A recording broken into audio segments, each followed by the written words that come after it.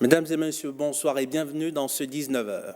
Débutons ce tour de l'actualité nationale par un mot de coopération internationale.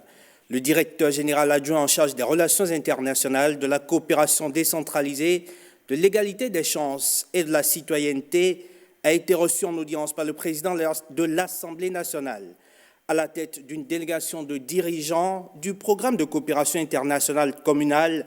Il est allé évoquer avec Louis Lavonu les contours de l'accompagnement du programme des communes du Bénin. Suivons ici un extrait de sa déclaration à sa sortie d'audience. Nous avons parlé des avancées et des perspectives qu'offre le programme de coopération internationale communale dans l'accompagnement des communes du Bénin dans la phase de décentralisation, notamment pour un certain nombre de domaines tout à fait précis, comme l'état civil, les affaires domaniales, le registre foncier, l'incivisme fiscal et la bonne gouvernance, qui sont des priorités affirmées par le PAG et que nous souhaitons accompagner en réponse aux demandes des responsables des communes qui sont partenaires de communes belges et qui sont 13 pour le moment. Alors, nous avons retenu son intérêt pour la démarche, pour le fait que nous soyons en phase avec les priorités du gouvernement et que nous sommes dans cette capacité d'offrir un statut de commune pilote pour la mise en œuvre des législations qui sont adoptées par l'Assemblée nationale, de manière à observer la méthodologie la plus adaptée possible et dans la perspective de les démultiplier aux 77 communes très rapidement et de manière la plus efficiente possible. L'actualité de nos régions, c'est également la rentrée des classes 2019-2020.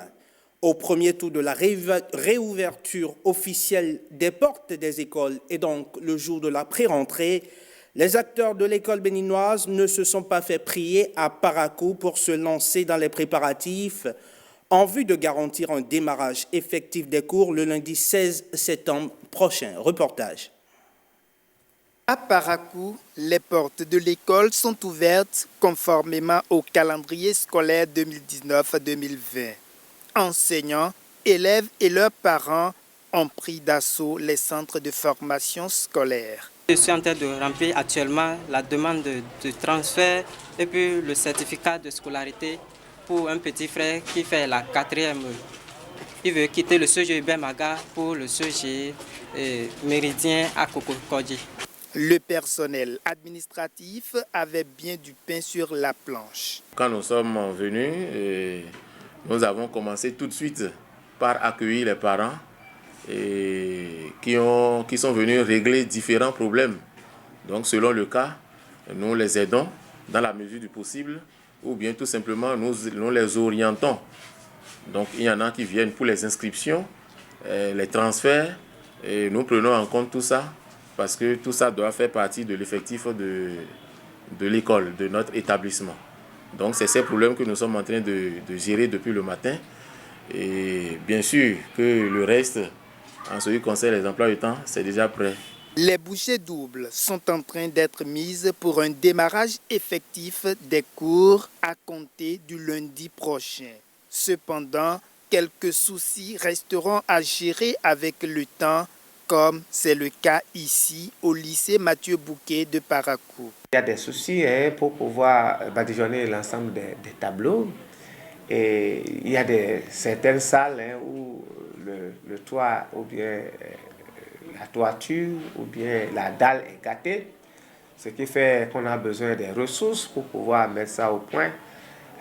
On est obligé de commencer timidement parce qu'il y a des dépenses qu'on ne peut pas faire au niveau du budget, encore que nous avons fini l'année scolaire passée avec beaucoup de dettes. L'administration des écoles prie l'État à faire diligence pour le versement rapide de son assistance aux écoles afin que très tôt l'essentiel des problèmes soit géré. On reste dans le septentrion et avec les apprenants, la direction départementale Al Libori de la culture du tourisme et des sports récompense les 5 meilleurs écoliers admis au CEPE 2019. Elle a organisé à cet effet une sortie découverte à caractère touristique au profit de ses apprenants. Le palais royal de Kandi, l'ex-prison civile de Segbana et la frontière Bénin-Nigeria sont entre autres sites visités. Le compte-rendu d'Alexis et Shamsdin Baghiri.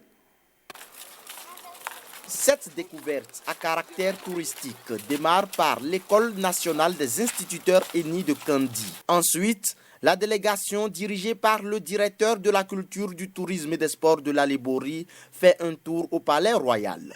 Après, cap est mis sur Gogounou où la trentaine d'enfants découvrent les grottes à Ien et à Boa de Wéré. J'ai aussi retenu que les bénédictions s'accomplissent. Et là, le roi Bioguerra et son cousin venaient demander aussi la bénédiction pour la guerre et revenaient après la guerre victorieux. Pour entrer dans ce site touristique, nous devons nous déchausser, enlever le chapeau et dedans il y a une maman qui nous bénit. Après ce site, l'excursion se poursuit à la caserne militaire ex-prison civile de Segbana. Les apprenants notent également à ce niveau plusieurs points de la présentation des lieux. J'ai retenu que la prison civile de Segbana, ils ont décidé de la créer en 1964 et en 1977, la décision a été faite. En 1998, ils ont fermé cette prison et c'est devenu caserne militaire. Il y avait seulement des détenus politiques dans cette prison. Et j'ai aussi retenu qu'il y avait seulement une seule femme qui s'appelait Wawan Thérèse. Les futurs collégiens sont heureux d'avoir pris part à cette aventure, motif de satisfaction pour les organisateurs. L'objectif principal de cette tournée, c'est la promotion du tourisme intérieur. Et nous avons choisi les élites du département du CPE 2019, encourager les parents à amener les enfants à travailler davantage pour que de plus en plus nous ayons des meilleurs résultats au niveau de notre département. Et la prochaine fois, nous allons voir le nombre à la hausse. On va passer à 10 par commune. Les 10 feront le tour de tout ce qui existe comme site touristique dans nos différentes communes de la Libori. Chaque enfant repart avec un sac au dos rempli de fournitures scolaires. Vous suiviez à l'instant un compte-rendu d'Alexis Assogba et Shamsdin Baghiri sur cette activité de la direction départementale à Libori de la culture, du tourisme et des sports. Et pour être plus complet sur l'actualité de l'éducation nationale dans nos régions, cérémonie de remise de diplôme à la 16e promotion des lauréats en administration médicale et en transit de l'ECDS à Parakou. L'événement s'est déroulé samedi dernier au quartier Zongo de Parakou en présence des autorités administratives du groupe EPAM, ECDS, des autorités religieuses et coutumières et des parents d'élèves aussi. Reportage.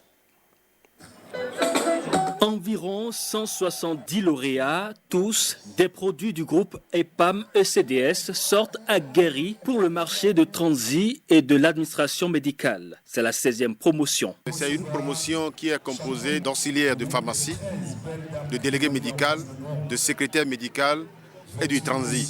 Ils ont suivi une formation d'1 an. Ceux qui ont fait secrétariat médical sont allés encore passer le DAP national. C'était avec beaucoup de satisfaction parce que j'ai eu 100% au DAP national. Nous sommes heureux de leur remettre quand même leur parchemin aujourd'hui. Reconnaissante, cette promotion se montre confiante avec tous les savoirs acquis. L'année scolaire 2018-2019, l'année de notre formation, est vraiment dense. Non seulement en apprentissage, mais également en émotions fortes. Nous pouvons être fiers de ce diplôme et de notre formation qui nous donnera des atouts importants, des ouvertures pour notre vie professionnelle. Avec un taux de succès de plus de 90% pour un effectif de 181 élèves, le corps professoral et le directeur fondateur ont de quoi être fiers. Ils saluent l'engagement des parents et prodiguent des conseils aux lauréats. Sachez que vous devez vous cultiver davantage pour parfaire ce que vous avez appris. Vous ne devez donc pas dormir sur vos lauriers. École de formation parascolaire, ECDS a vu le jour en 1988. Depuis, elle s'adapte au gré des réformes du système éducatif et s'entoure des meilleurs atouts. On était plus de 100, mais aujourd'hui, l'État nous demande d'aller faire la fusion. Moi, je suis fier parce que j'ai vu que tout ce qui se passe déjà à Cotonou doit se passer dans mon école. Cette année 2019-2020, là, je serai plus fort. Nous sommes en train d'améliorer de jour au lendemain nos performances. Parce que nous avons des partenaires hollandais, des partenaires du Niger, de la santé qui sont avec nous. Nous avons des partenaires burkinabés qui sont avec nous. Bien qu'il y ait plusieurs écoles fermées, vous aurez constaté la nôtre est restée telle. Quant à vous, chers récipiendaires, je vous souhaite que vous ayez rapidement des emplois dans nos pharmacies, dans nos centres de santé, dans nos ports secs, parce qu'il y a aussi des transitaires.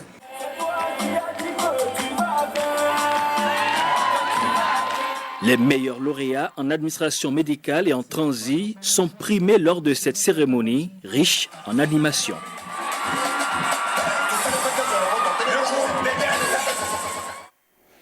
Au chapitre décentralisation, évoquant à présent l'opération de distribution d'actes de naissance. Au dernier jour de la dite opération, une équipe de la télévision nationale est descendue sur le terrain pour constater la fin de l'opération. L'équipe a sillonné quelques mairies des départements du Mono et du Koufo. Si dans certains arrondissements le taux de retrait est élevé, dans d'autres, beaucoup d'actes de naissance attendent toujours le titulaire. Ghislain Kboguer, Olviga Messon. Il possède désormais un acte de naissance. Ici, dans l'arrondissement de Ouédémé, pour la distribution des actes de naissance, c'est une belle performance. Les actes de Ouédémé, on a partagé. Tous ceux qui résident à Ouédémé ont pris. Les actes qui restent là-bas, c'est ceux qui ont fait leur ravif ailleurs, mais qui ont quand même déclaré qu'ils sont nés à Ouédémé. Le système mis en place exige que celui qui a formulé une demande d'obtention d'acte de naissance aille le retirer dans sa localité de naissance. Si quelqu'un est né à Ouédémé et a même fait le ravif par la cour, il est obligé de venir à Ouédémé prendre son acte de naissance. À Koudo, à environ 12 km de l'arrondissement central de Lokossa, le taux de retrait est bien élevé. Qui sont déjà à plus de 80%. C'est un village. Et souvent quand vous allez dans les villages, c'est des gens qui se connaissent. Même si tu appelles le nom et la personne n'est pas là, lui va dire que c'est l'autre. Et rapidement, il vient. Donc tu peux aller dans un village et donner pratiquement pour tous ceux qui sont là. Mais la situation n'est pas la même partout. Ici, à Tota, la distribution est difficile en ce sens que les vrais au total, ceux à qui les juments sont décédés ne se manifestent pas. Du 12 jusqu'au 31 août, donc on a reçu 6773 actes de naissance répartis dans 68 registres. Et actuellement, on a délivré 2953. Donc ce qui nous reste actuellement, 3820. Ici à Tota, dans la commune de Dobo, département du Koufo, il y a eu un déficit d'information. Ceux qui viennent ici, viennent retirer, sont peu nombreux par rapport à ceux qui viennent demander à propos des souches et poser encore le problème qu'ils ne sont pas informés au moment où les délégués sont des témoins pour d'autres, pour qu'ils puissent bénéficier de ces actes de naissance-là. Même problème dans l'arrondissement central de Lokossa. Il y a certains qui viennent pour dire qu'ils sont là pour les souches.